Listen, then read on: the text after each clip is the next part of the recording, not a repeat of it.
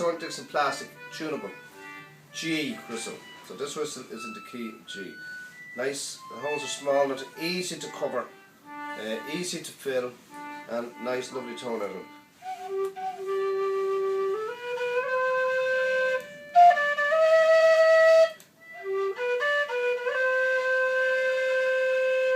It comes in two versions, the tunable plastic and the tunable aluminium.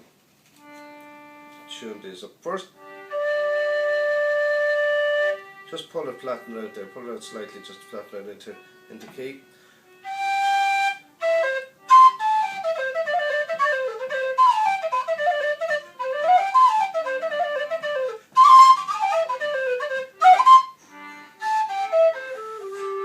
Lovely tone off that aluminium, you can't beat it. Tunable, again easy to cover the holes, not too heavy or anything in your hand. You can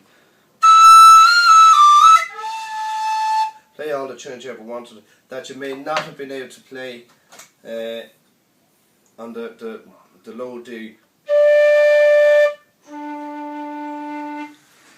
It takes longer fingers and a little bit harder to cover.